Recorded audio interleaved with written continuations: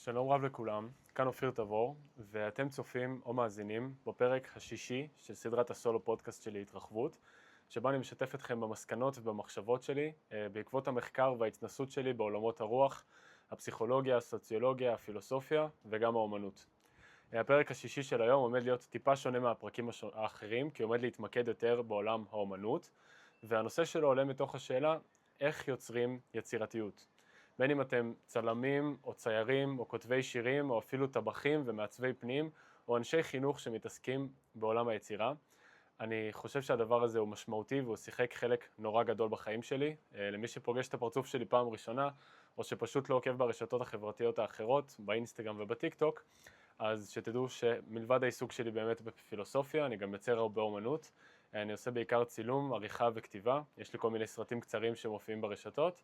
אני גם מנגן בגיטרה ובפסנתר, ובשנה האחרונה כתבתי אלבום מוזיקה, שאני לא בטוח אם הוא יצא, או שאולי הוא יצא בתקופה מאוחרת יותר, אבל נהניתי מזה מאוד, וזה חלק שהוא נורא משמעותי בחיים שלי, גם ליצור וגם לצרוך.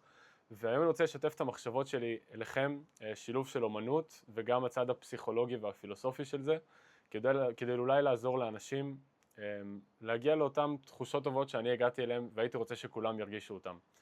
בין אם אתם מתחילים ורוצים רק להתחיל ליצור אומנות, או שאתם סתם נהנים לצפות, או בין אם אתם אנשים שמתקדמים ומתעסקים בדבר הזה הרבה, אני חושב שתוכלו למצוא פה מסקנות לכל התחומים ולכל הרמות. אז הרעיון שנתרכז בו היום הוא דיאגרמה שאני יצרתי, שאני קורא לה משולש היצירה. בדומה למשולש הבעירה, אם אתם זוכרים את זה מהשיעורים ביסודי, מהשיעורי בטיחות. משולש היצירה זה דיאגרמה של משולש עם 3 צלעות, שהן שוות בערכן וגם באורכן. והחשיבות שלהם זהה, ואני חושב שכל אחד מהאספקטים האלו הם קריטיים ליצירת אומנות, ובמידה ואחד מהם חסר, אז יוצאים כל מיני תופעות לוואי כאלו שאנשים מתארים כשהם מנסים ליצור אומנות ולא מצליחים. כמו, אני לא יודע איך להשתמש בכלים, אין לי רעיונות על מה לכתוב, או איך ליצור, ואיך להביע את עצמי. ואני חושב שאם אתם תקשיבו לסרטון הזה ותרגישו שאתם מצליחים ליישם את 3 הצדדים של המשולש, אז אף פעם לא תהיה בעיה כזאת, כל עוד מודעים לדגשים האלו. אז כל אחד מהסרטון ידבר על 3 חלקים של המשולש, שזה רכישת הכלים הבסיסיים, קונטקסט אומנותי וחוויות ורגשות. החלק הראשון, שנייה לפני שאנחנו נכנסים, אני רוצה להניח כמה הנחות בסיס שאולי מטרידות חלק מהאנשים, והן נורא חשובות לי להעביר. הראשונה, לא צריך כסף בשביל ליצור אומנות טובה. לא צריך מורה פרטי, לא צריך הורים שמתעסקים באומנות, חברים שמתעסקים באומנות, לא צריך בית ספר לאומנות, לא צריך להתחיל בגיל 3, לא 10 ולא 15, אפשר גם להתחיל בגיל 50. אומנות זה לכולם, ובעיקר בעולם המידע שאתם יכולים לצפות בסרטונים כאלה, ויש מדריכים לכל סוג אומנות ביוטיוב, אז אני סופר מעודד אתכם להתחיל אם עוד לא התחלתם, ואם אתם כבר בפנים, אז להעמיק את הידע שלכם באינטרנט. זה מדהים. אז עכשיו אפשר להתחיל. ונתחיל בחלק הראשון של המשולש, שזה רכישת הכלים הבסיסיים. כמובן כשאני מדבר על רכישת הכלים הבסיסיים, אני לא מדבר על פיזית ללכת לחנות ולקנות דברים, אלא זה יותר להרגיש בנוח עם המדיום שאתם יוצרים בו. שוב, זה יכול להיות ציור וכתיבה, וזה יכול להיות מוזיקה ועיצוב פנים. הדבר שמטריד אותי מאוד, וחוויתי אותו על בשרי, ואני רואה גם הרבה אנשים חווים את זה, זה מה שאני אוהב לקרוא לו, הטרגדיה של ההצטמקות, ההתכווצות. אני חושב שאם תחשבו על התקופה שהייתם ילדים, או תשאלו את ההורים שלכם על התקופה שהייתם בה ילדים, או תדברו עם אחיינים שלכם או בני דודים, כל ילד הוא אומן במידה כלשהי. אני לא מדבר על אומנות מרהיבה, אבל אני מדבר על יצירתיות תמימה. ילדים אוהבים לשיר בלי שיחשבו מה חושבים על הקול שלהם, והם אוהבים לצייר ולרקוד, אולי לצלם סרטונים בטלפון, ולאט לאט אנחנו חווים הצטמקות, התכווצות כזאת. אנחנו פתאום הולכים לבית ספר ושרים וקצת צוחקים על איך שהקול שלנו נשמע, אומרים לנו שהציור יוצא מהקווים והוא לא נראה מציאותי, והנה אתה כבר ילד גדול, אתה לא צריך כבר להתעסק בדברים האלו, ולאט לאט אנשים מצטמקים, ופתאום רוב האוכלוסייה, אני לא יודע נתונים, אבל המרבית הענקית של האוכלוסייה בגילי ה-20, 30, 40, אומרים פשוט אני לא יודע ואני לא יכול לעשות אומנות, וזה טרגדיה עצומה בעיניי. אני גם בעצמי לא יצרתי אומנות עד גיל 18 או 19 כשהתגייסתי, ומשם התחלתי לכתוב, לצלם ולנגן, ומאז החיים שלי לא היו אותו דבר. ואני חושב שהמיתוס הזה של הכישרון הוא לא אמיתי. כלומר, אמנם לא כל אחד יכול להפוך להיות הגדול בכל הזמנים, יש עניין של כישרון שיכול להביא אותך לרמת העל, אבל להגיע לרמה של מצוינות, שכיף לך ליצור וכיף לאנשים לצרוך את מה שאתה יוצר, אני מאמין שכל אחד יכול לעשות את זה בכל גיל שהוא, ולרוב זה אפילו לא לוקח יותר משנה, לפי דעתי והניסיון האישי שלי. אני חושב שהסיבה היחידה שכן יש אנשים עם כישרון, זה פשוט אותם אנשים שמגיל קטן לא שמו אותם בתוך הכלוב הזה, לא צימקו אותם, לא אמרו להם אתה שר מכוער, אלא פשוט אמרו להם תמשיך ותמשיך ותמשיך, והדבר הזה נבנה כהרגל, וזה יותר עניין של ניסיון, שמישהו כבר עושה את זה 14 שנה, לעומת זה שהוא כישרוני ואיזה עילוי. כמובן אני לא מדבר פה על הגדולים ביותר. אבל אני חושב שזה ההבנה הזאת שזה תמיד אפשרי, והצעד הראשון ליצור אומנות טובה, בתור בן אדם שלא מאסטר בזה, זה להרשות לעצמך להיות גרוע.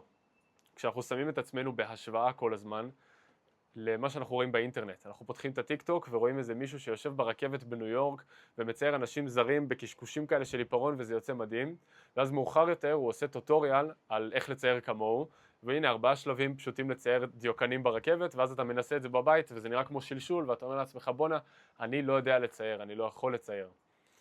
אבל אני חושב שהדברים האלו הם פשוט סכום ציפיות ענק וסכום ציפיות מעצמנו ומאנשים מסביבנו, והשלב הראשון הוא להרשות לעצמך להיות גרוע, לדעת שוואלה, אני עכשיו לא יודע, אבל אם אני אנסה קצת כל יום או קצת כל שבוע, תוך חצי שנה אני כבר אוכל לעשות משהו שהוא כיפי.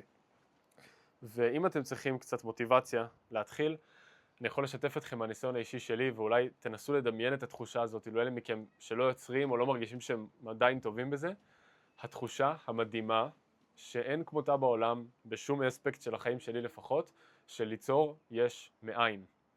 מה זה בעצם אומר? זה אומר שעכשיו אני יכול לשבת בחדר שלי כאן, ב-11 בלילה, ולהיות מבואס מהיום שעבר עליי, ובזכות הדברים שלמדתי והשקעתי באומנות, אני יכול להרים את הגיטרה שלי, ולנגן רצף תווים שלא ניגנתי אף פעם, שמביע בדיוק את מה שאני מרגיש ועוזר לי לעכל את זה.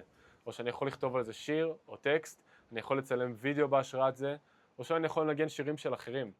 אבל התחושה הזאת של יש מאין היא מדהימה, ואני מעודד אתכם לרדוף אותה. למי שעדיין לא יצא לחוות את הדבר המדהים הזה, זו תחושה מדהימה, והיא לא דורשת כל כך הרבה מאמץ. אבל מה היא כן דורשת? אז כשאנחנו מדברים על לרכוש את הכלים הבסיסיים,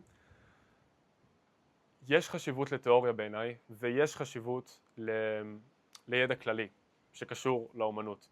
אז יש הרבה סיפורים גם על אומנים שלא מתעסקים בזה. אני זוכר שיש רעיון של פול מקארטני של הביטלס, שהוא אומר שלא הוא ולא אף אחד מהחברים של הביטלס לא למדו מוזיקה באופן פורמלי, ואפילו לא יודעים לקרוא תווים, וכשהם עבדו עם להקה אחרת להקלטות, או עם נגנים אחרים, אז מישהו היה צריך לתרגם את השירים לתווים. אבל בכל זאת אני חושב שכדי לדעת לשבור את החוקים צריך ללמוד אותם. יכול להיות שאולי יש אנשים שמנגנים מספיק כדי ללמוד את זה לצורה שהיא טובה, אבל מהניסיון האישי שלי, לדוגמה בעולם האומנות, לדוגמה בעולם המוזיקה, לעשות קורס ביוטיוב חינמי של שעה על תיאוריית מוזיקה עזר לי ללמוד להלחין שירים, ולעשות קורסים של צילום בזמן שהייתי בצבא והייתי בעוטף ולמדתי סרטונים על צילום, זה עזר לי מאוד ליצור. אז יש נורא חשיבות טובה בלדעת את החוקים, גם כדי להיות מסוגל לשבור אותם, וגם כדי להרגיש שאתה לא אבוד. כלומר, להרים גיטרה שאתה יודע אולי לנגן את האקורדים, אבל אין לך מושג מה הקשר ביניהם, זה מאוד קשה ליצור שיר ככה. אתה יכול לנסות ולנסות ולנסות, אבל קצת לקבל הנחיה מבחוץ יכול מאוד לעזור, וכמובן שזה לא רק במוזיקה, גם בציור וגם בכתיבה, ומה שכן צריך לשים גם לב מהצד ההפוך למלכודת הזאת של ההשוואה בין אותנטיות ותמימות ילדותית לבין למידה. אני חושב שזה היה פיקאסו שאמר, ותסלחו לי על הציטוט הלא מדויק, אבל הוא אמר שלקח לו 4 שנים ללמוד לצייר כמו מיכאלנג'לו, אבל לקח לו עשרות שנים ללמוד לצייר כמו ילד בחזרה. והציטוט הזה הוא מדהים, ואני חושב שהוא נורא מסכם את הדבר הזה בצורה טובה, כי בעצם מה שהוא אומר שם, שאפשר וקל מאוד, מבחינת השלבים הפשוטים והאידיאולוגיה בראש, להגיע לרמה שאתה יודע את הטכניקה, שאתה יכול לצייר קו בצורה טובה, להבין את ההרמוניה של הצבעים. אבל גם חשוב מאוד לדעת לשחרר את זה ולעבוד עם איך שאתה מרגיש, להביע את עצמך, לשבור את החוקים האלו. אם אני עכשיו אקח קורס כתיבה אצל אלון נדר, שהוא מוזיקאי מעולה ועושה קורסים, אז זה מעולה להקשיב לו, אבל אם אני אעשה בדיוק כמו שהוא אומר ואני אעקוב אחרי החוקים שלו, אז השירים שלי יישמעו כמו שירים של אלון נדר ולא כמו שירים של אופיר תבור. ואגב, אני מקשר את הדבר הזה גם הרבה לעולם של הפסיכולוגיה, למי שמתעניין גם בתחומים האלו, שהרבה פעמים אנחנו יכולים ללמוד פסיכולוגיה ותבניות התנהגות ולהביע את הרגשות שלנו ולדבר על תבניות, אבל גם בתחום הזה טוב מאוד לדעת הרבה, אבל גם צריך לזכור לפשט את זה ולחזור לדברים הפשוטים של זה הרגש שלי, ככה אני מרגיש ובואו נעבור הלאה, וכנ"ל גם במוזיקה. זה אומר, אני יודע מה האקורדים שבאים, אבל אני לא כבול לזה, אני לא עבד של זה. ובכללי כמובן בכל תחום של אומנות. והדבר האחרון שאני רוצה להגיד בזה, זה, וכמובן מטרת העל של הדבר הזה, ואם אתם לא מרגישים שיש לכם את התחושה הזאת, אז זה הזמן ללמוד, להרגיש בנוח, לתרגם את מה שנמצא אצלי בראש למדיום הפיזי של האומנות. כלומר, אי אפשר ליצור אף פעם אומנות טובה אם אני לא מרגיש שיש לי את היכולת הטכנית לתרגם את מה שבראש שלי לקנבס או לכלי נגינה. עד שאני לא יכול עכשיו לשמוע מלודיה בראש שלי ולתרגם אותה לפסנתר, אז אני לא יודע לנגן פסנתר. ועד יש לי ציור בראש ואני לא יכול לצייר אותו על הדף, אז אני לא יודע לצייר. וחשוב מאוד ללמוד מספיק כדי להגיע לרמה הזאת. ויותר מגניב מזה, אני רוצה לשתף את מי מכם שיוצר כבר בתחום אחד, אני קורא לזה הטרנזיטיביות של הכלים. התחושה הזאת היא שברגע שאתה לומד כלי אחד של אומנות, לדוגמה מוזיקה, ואתה מכניס עוד תחום אחר של אומנות בחיים, יש קישוריות בלתי נראית ביניהם בגלל שכולם נמצאים תחת אותה מטריה, ויש כוח ענק בלדעת יותר מסוג אומנות אחד. אני לדוגמה זוכר שהייתי מצלם וידאו ועורך וידאו בתחילת השירות הצבאי שלי בערך גיל 18, ואז בסביבות גיל 20, לעומק השירות שלי לימדו אותי לנגן בגיטרה במהלך המלחמה, כשהיינו באזור של שדה תימן ועוטף עזה, ואז פתאום שמתי לב שהצילום והעריכה שלי נהיו טובים יותר, כי הגיטרה פיתחה לי את תחוש הקצב. הרגישות למקצבים היא נורא קריטית בצילום ועריכה, אבל היא לא מתפתחת שם מאוד מהר. אבל ברגע שלמדתי לנגן על גיטרה, אז הרגשתי שחוש המקצבים שלי בעריכה נהיה טוב יותר. ועוד לפני ששמתי מוזיקה על הסרטון, הסרטון כבר היה חתוך למקצבים בלי שניסיתי, ואפילו בתור מדריך, שזו היה המטרה שלי בשירות הצבאי, הייתי מדריך של מילואים בחיל קשר, אז כל הזמן היו משבחים אותי על כמה שיש לי קצב מאוד טוב בהרצאות. והדבר הזה נבע ממוזיקה.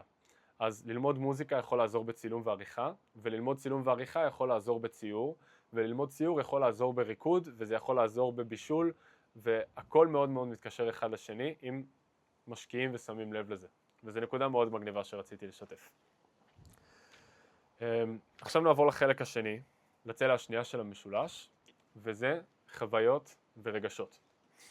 הבעיה בעצם שהדבר הזה בא לפתור, או יותר נכון, התופעת לוואי שאם אין את הצלע הזאת של המשולש, זה שלאנשים יש מחסום כתיבה, הם אומרים אני לא יודע על מה לכתוב, אני לא יודע איך לגשת לזה ואין לי השראה, ואני חושב שהבסיס של הדבר הזה נמצא בחוויות ורגשות. אני שוב מצטט בציטוט לא ישיר את לורן היל, למי שלא מכיר היא ראפרית, מוזיקאית של היפ-הופ, אחת מהגדולות לעשות את זה בכל הזמנים, ועל האלבום הראשון שלה, Miseducation of Lauryn Hill, היא זכתה בהמון פרסים, הוא קיבל המון הערכה, ואני גם ממליץ לכם לשמוע אם עדיין לא האזנתם. והאלבום הזה קיבל הרבה שבחים, והוא הלך כל כך טוב שהיא התעסקה בו הרבה, וגם ביצירה של האלבום הבא. היא הלכה להופעות, היא עשתה ראיונות, היא עשתה טור מטורף, ואז היא מיירה נורא לסטודיו, כך היא מספרת באחד מהראיונות שלה, היא מיירה מאוד לסטודיו, והיא יצרה עוד אלבום. והיא אומרת שלדעתה האלבום השני שהיא עשתה הוא לא טוב בכלל כמו האלבום הראשון, בגלל שהיא כל כך הייתה עסוקה בלהיות בסטודיו וליצור, שלא היה לה זמן ליצור חוויות שעליהם היא יכלה לכתוב. כלומר, היא הייתה כל כך הרבה זמן בסטודיו שלא היה לה זמן לצאת להרפתקאות או לצאת לדייטים או להיות עם חברים או להתמודד עם עצמה, ולא היה לה חומר לכתיבה שהרגיש אותנטי. כלומר, היצירה שלה הרגישה פחות טובה. עכשיו, לא אני וכנראה גם לא אתם אומנים עסוקים ברמה הזאת, אבל כן אני חושב שאם יש לכם צורך ליצור, אז כדי ליצור, כדי שיהיה חומר גלם ליצירה, חשוב לצבור חוויות, חשוב לצאת להרפתקאות, חשוב לטייל ולדבר עם אנשים זרים ולצאת לדייטים ולהכיר חברים חדשים ולהרחיב את אזור הנוחות או לצאת מאזור הנוחות וללמוד ולחוות ולהרגיש כל הזמן. גם המוזיקאי הישראלי אריק פרמן סיפר שכדי לכתוב את האלבום, אני לא זוכר איזה מספר, אבל לכתוב את האלבום גבר אישה והווילדרנס, שזה אלבום עצום של איזה 4 שעות, הוא טס לארצות הברית לטיול שהתחיל כחודש או חודשיים ובסוף היה כמה שנים, שמתוך החוויות שלו הוא כתב את האלבום המעולה הזה. ומה שאני אומר זה שיצירת חוויות ורגשות הוא חלק קריטי לאומנות, ואם אתם מרגישים שאין לכם על מה ליצור, כנראה זה זה. וכמובן שרק ליצור את הדברים האלו, זה לא מספיק, רק לחוות את החוויות האלה, זה לא מספיק כדי ישר להפוך את זה לאומנות. וכלי שאני מאוד אוהב להשתמש בו, ואני ממליץ לכם מאוד בתור יוצרים, זה להשתמש ביומן. אני מדבר על זה בהמון אספקטים של החיים, אבל ספציפית ליצירת אומנות, אני חושב שזה יכול לעזור המון. אני כותב ביומן כבר בערך 5 שנים, מאז שהתגייסתי לצבא, ויש איזה שני היבטים שמאוד מאוד עוזרים לי גם בתור יוצר ואומן. ההיבט הראשון הוא סוג של להקפיא את הזמן, כמו תמונה, אבל במילים, ואפשר לחזור על זה מאוחר יותר. אז אם לדוגמה אני כתבתי אלבום מוזיקה, שדיבר על המערכות יחסים שהיו לי לאחרונה, וכל מיני דברים כאלה, ואז סיימתי את האלבום ואמרתי, וואלה, אני מרגיש שחסר לי איזה שיר פתיחה כזה, איזה שיר שמדבר על תחילת המערכת יחסים. בזכות זה שכתבתי יומן, וכתבתי המון יומן באותו הזמן, כי זו התקופה שהיא מאוד עמוסה רגשית, באופן חיובי, אז יכולתי לקחת את היומן שלי, לדפדף אחורה, ולראות בדיוק מה הרגשתי באותה תקופה, ולשאוב מזה השראה.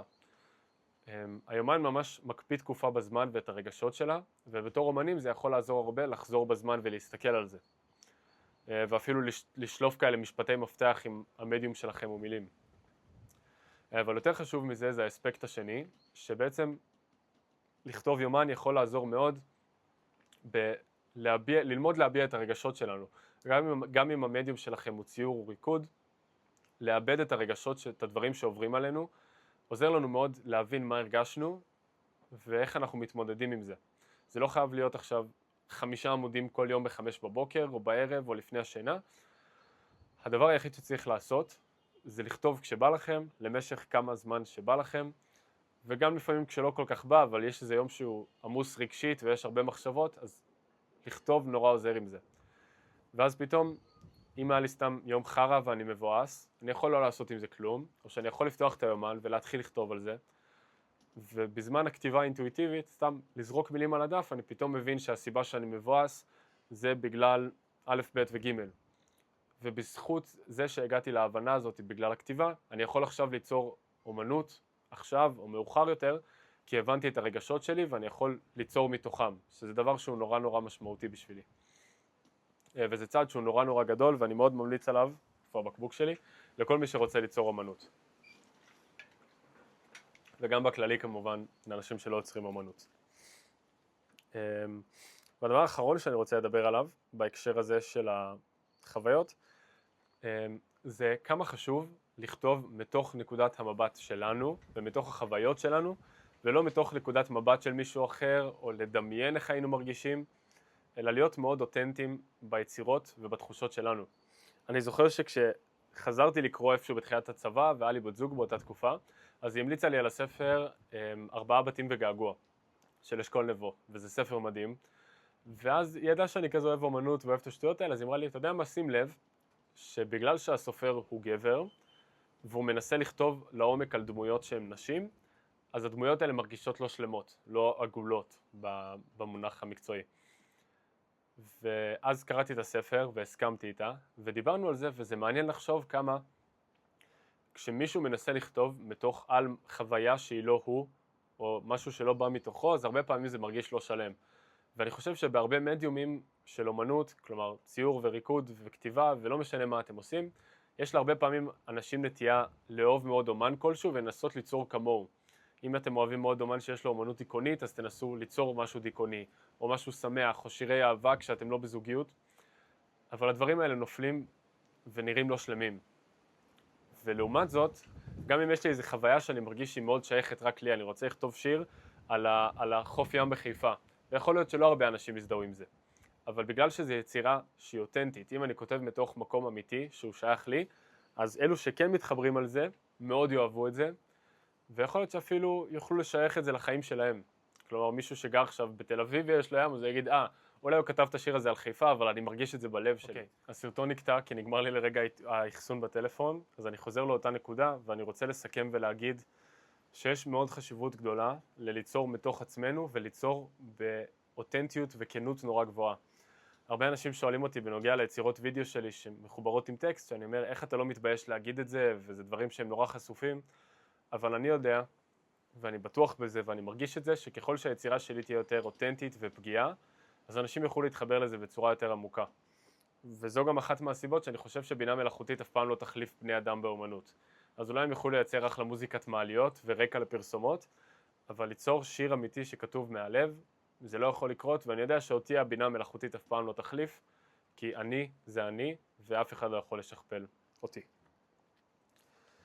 ועכשיו לחלק השלישי והאחרון של הסרטון, וזה קונטקסט אומנותי. אני חושב שהרבה אנשים נוטים יותר לחשוב בדרך כלל על שני החלקים הראשונים של המשולש, שזה הכלים והיצירת חוויות, אבל קונטקסט אומנותי זה לא מספיק משהו שמדברים עליו. אז על מה בעצם אני מדבר פה? אז להרבה פעמים לאנשים יש את התחושה הזאת, אוקיי, אני רוצה לכתוב על הזוגיות שיש לי, ואני יודע איך להלחין שיר בגיטרה, אבל איך אני יוצר את השיר, או אם אני רוצה להביע את עצמי דרך ציור, איך אני עושה את זה, איך אני מביע את הרגשות והתחושות שלי דרך מדיום אומנותי. ולדעתי הדבר שחסר להרבה אנשים זה העניין של קונטקסט אומנותי. יש ציטוט יפה מאוד שאני אוהב, שאומר, אני פסיפס של כל מי שאי פעם אהבתי. הדבר הזה מתייחס לזה שכל הרגשות והמחשבות והתחושות שלנו בכללי כבני אדם, הם בסך הכל אוסף של דברים שלמדנו מאנשים אחרים. זה משהו שאני מאוד אוהב. זה אומר, הדרך שבה אני מכין אוכל והאוכל שאני אוהב מושפע מהמשפחה שלי. והדרך שבה אני נותן מתנות זה בזכות החבר הטוב שהיה לי. ואני חושב שהדבר הזה זה קונטקסט, זה גם קונספט שנוגע מאוד בעולם האומנות. בסופו של דבר, כל פיסת האומנות שאני יוצר מושפעת מכל יצירות האומנות שאני אהבתי אי פעם. בין אם אני עושה את זה במודע ואני חושב על משהו אחר בזמן שאני יוצר, או בין אם אני עושה את זה בתת מודע וזה קורה פשוט, אז כל הזמן אני מושפע. וגם אם אני כותב שיר, יכול להיות שהשיר הזה יהיה מושפע מהסרט שראיתי אתמול בערב. ולכן, אם אני רוצה להרחיב את היצירה שלי וליצור משהו שהוא יותר ייחודי ומיוחד, אז אני צריך להכניס לתוך המוח שלי בתת מודע כמה שיותר יצירות אומנות אחרות, כדי שיהיה לי קונטקסט יותר רחב, מה שנקרא התרחבות, שאני אוהב לדבר על זה הרבה. ולכן אם אתם רוצים ליצור אומנות, אני ממליץ לכם לצרוך כמה שיותר אומנות, מכמה שיותר סוגים שונים, קולנוע וכדרות, ותלכו להרצאה במוזיאון ולשמוע אנשים מדברים על אומנות ולא רק לצרוך אותה, זה גם משהו שהוא מאוד חשוב. וכל הזמן לצרוך אומנות ולצרוך אומנות ולצרוך אנשים שמדברים על אומנות ואומנים מסבירים את היצירות שלהם, כי בסופו של דבר כל פיסת אומנות שאנחנו יוצרים היא קולאז'. אני אוהב לתת הרבה את הדוגמה של רביד פלוטניק, נצ'י נץ' וטונה, שהם ראפרים מאוד מוצלחים ואומנים מאוד מוצלחים, אבל אני חושב שהסיבה שהם כל כך תפסו בארץ זה כי הם עשו איזה בלנד חדש שאנחנו לא הכרנו לפני. היה מוזיקת היפ-הופ אמריקאית שהגיעה מהקהילה האפרו-אמריקאית בארצות הברית, והם לקחו מוזיקה ים תיכונית שמגיעה מישראל או מהמדינות הערביות שסובבות את ישראל או whatever, והם עשו איזה בלנד שלא כל כך היה קיים לפני, ויצרו היפ-הופ ים תיכוני או היפ-הופ ישראלי. היה ראפרים בישראל לפני, אבל הם ממש הביאו את הדבר הזה למיינסטרים. האלבומים של רביד וטונה, יש חלקים בהם כמובן שהם היפ-הופ קלאסי, אבל הם יצרו משהו חדש ואנשים התלהבו מזה. והם הדוגמה האידיאלית לתחושה הזאת של לצרוך דברים שונים ולשלב אותם ביחד. והדבר הזה הוא המקור להשראה, אני חושב. כשאנשים מדברים על מה נותן לך השראה, אז לכל אחד יש את התשובה שלו, אבל אני יודע שההשראה בשבילי זה לצרוך כל מיני דברים שונים ולחבר אותם בראש למשהו חדש. הרבה מהיצירות וידאו שלי, אתם מוזמנים ללכת להסתכל באינסטגרם ובטיק טוק, תחת אותו השם אופיר תבור, הן מושפעות מאוד לדוגמה מהקלטות שהייתי רואה כילד, שהיינו מכניסים קלטת וגם זה היה באיכות מסריחה, וגם הכתוביות היו כאלה צהובות עם מעטפת שחורה, וזה הדבר שאני עדיין משתמש בו כל הזמן לכל הסרטונים שלי, כי זה הדבר שמרגיש לי כמו בית, ובעיניי זה מעביר את התחושה הזאת, ואני מצלם גם עם מצלמה ישנה, והטקסט שאני שם מעל הסרטונים האלה שאני כותב יכול להיות מושפע מהספר שאני קורא עכשיו, או מהסרט שראיתי בשבוע שעבר. אז הדבר הזה מאוד משפיע כל הזמן ונבנה אחד מעל השני.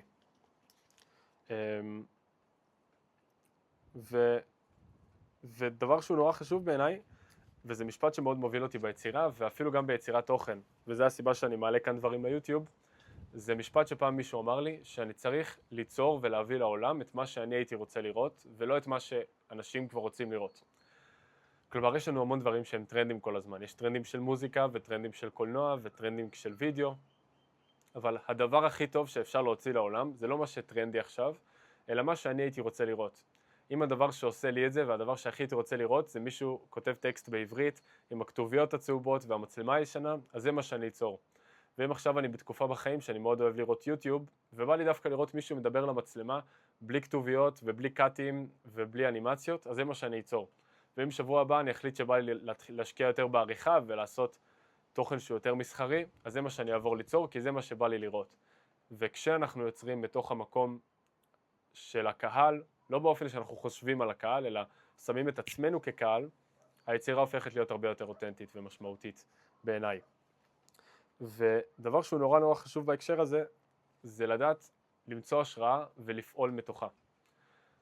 עם כמה שזה עצוב אולי לחלק מהאנשים, הרבה מההשראה שלי מגיעה מהטלפון, מהרשתות החברתיות, מהיוטיוב, ואני חושב שאם אתם רציניים בנוגע לאמנות שלכם, אז אתם צריכים ללמד את האלגוריתם שלכם, להפוך מהאלגוריתם של דוגמניות או מתכונים של פסטה ותמונות של חברים שלכם, להתחיל לעשות לייקים יותר לדברים שקשורים לאמנות, ומה שלא, אז לדלג עליו. ולאט לאט, גם האינסטגרם והטיק טוק, שזה כאילו דבר שהוא יותר מרושע, או היוטיוב, יכול להפוך למקור להשראה. כשאתם גוללים ורואים אומנות ורואים אנשים מדברים על אומנות, אז לפחות משהו טוב יוצא מזה. ולרוב גם התכנים האלה הם ארוכים יותר, של 2 דקות ולא רק תכנים של 10 שניות. וכשמגיעה ההשראה סוף סוף, כשפתאום אתם רואים איזה משהו ואתם רואים, וואי, זה עושה לי, אני ראיתי פתאום מישהו שהוא מעצב כוסות בכדרות, אבל זה עשה לי ממש חשק לעשות ציור בהשראת הדבר הזה, חשוב לפעול על זה באותו הרגע. השראה זה דבר שמגיע וזה דבר שחולף בצורה מאוד מהירה, וחשוב לכן לפעול עליה באופן מיידי. אם אני נמצא עכשיו בחדר בערב ויש לי פתאום השראה לשיר, אז לא משנה מתי אני קם מחר, אני אלך ונכתוב את השיר הזה. וגם אם אתם נמצאים בסביבה שלא מאפשרת את זה, אם אתם עכשיו בעבודה או בלימודים ואתם רוצים, יש לכם השראה לספל כדרות, אז כלי שהוא נורא חשוב לפחות לעשות זה לפתוח את הטלפון ולהקליט כמה שיותר לעומק, הקלטה של 4 דקות, את מה שהייתם עושים בפירוט עכשיו אם היה לכם את הכלים לידכם. זה כאילו סוג של לתעד ולהקפיא את ההשראה הזאת במקום שבו היא נמצאת כרגע, שזה דבר שהוא נורא עוזר לי. אז אם אני נמצא עכשיו עם חברים ופתאום יש לי רעיון לאיזה משהו, אז אני אלך הצידה ואני אשתמש בו, אני אקליט לעצמי בוואטסאפ את כל הרעיון שיש לי כדי שאני אוכל להשתמש בו אחר כך. השראה זה דבר שהוא נדיר וזה דבר שהוא חשוב וצריך לנצל אותו בכל פעם שהוא מגיע לשם, כי זה לא תמיד מגיע וזה לא תמיד מגיע הרבה. וזהו, זה החלק האחרון, זה הדבר האחרון שרציתי לדבר עליו בחלק השלישי, וכאן נגמר הסרטון. ומשפט אחרון שאני רוצה להשאיר אתכם איתו, קודם כל המלצה לספר דרך האומן, שזה ספר של ג'וליה רוברטס, אני חושב, לא ג'וליה רוברטס, ג'וליה אחרת, אבל לספר קוראים דרך האומן, הוא מדריך מעולה לאומנים, ואני מאוד ממליץ עליו לכל מי שרוצה להתחיל ליצור. אבל הדבר האחרון שרציתי לדבר עליו, זה על החשיבות של לשתף. שמעתי משפט, שהוא זה שגרם לי להעלות את יצירת האומנות הראשונה שלי לאינטרנט, שמישהו אמר לי שאם יש לי אומנות, יצירת אומנות כלשהי, או בכללי תוכן, שאני חושב שהוא יכול לעזור למישהו ולהפוך את החיים של מישהו ליותר טובים, או לתת לו השראה או לשמח אותו, זה אנוכי ולא מוסרי לא לעשות את זה. וזהו. אם יש לכם טקסט שכתבתם, שיר שכתבתם, סרטון, וידאו, תמונה, כל דבר שהוא יצירת אומנות, תשתפו אותו לעולם, כי זה יכול לעזור למישהו אחר. כמו שאתם עברתם תקופה קשה, ושמעתם את השירים האלה בספוטיפיי שעזרו לכם לעבור את זה, יכול להיות שהאומנות שאתם יצרתם, גם אם אף אחד לא מכיר אותה וזה נראה מטופש וזה נראה מביך, יכול להיות שזה יעזור למישהו אחר. וזו המוטיבציה הגדולה ביותר לשתף את האומנות מבחינתי. אז כאן נגמר הסרטון, ותודה רבה לכל מי שהקשיב. כרגיל אני אגיד שאני סופר אשמח לשמוע את הדעות והמחשבות שלכם. אני לומד מזה המון, אז אם יש לכם תגובות שאתם רוצים להשאיר, תשאירו אותם בסרטון. באינסטגרם ובטיק טוק, התיבת הודעות שלי פתוחה ואני רוב הזמן משתדל לענות. תרגישו חופשי לחפור, לשלוח הקלטות, לשלוח הודעות ארוכות, אני אשמח לשמוע לדעתכם. ובנוסף אני רוצה להוסיף שעכשיו חזרתי מהטיול הגדול ואני רוצה לחזור להרצות. אני חוזר להרצות, לא רוצה, אני חוזר. הייתי מרצה בשירות הצבאי שלי וכמו שאתם רואים אני אוהב לפטפט. אז אם אתם מכינות קדם צבאיות, בתי ספר, תיכונים, צבא, כנסי משתחררים, יש לכם מקום שהייתם רוצים לשמוע אותי מדבר בו יותר, על פסיכולוגיה, על פילוסופיה, על אומנות, אני אשמח לבוא, יש לי הרצאות כתובות, אני זמין במייל שלי, ofirtavor.content@gmail.com, וגם באינסטגרם ובטיק טוק, או גם אם יש לכם פודקאסט שאתם מדברים על תכנים דומים, אני אשמח לבוא להתארח, תמיד כיף לי לדבר. ומוזמנים לעקוב בפלטפורמות האחרות, לראות את האומנות שלי ואת התכנים הקצרים, תחת השם אופיר תבור בכל הפלטפורמות. תודה רבה על הצפייה, ולהתראה.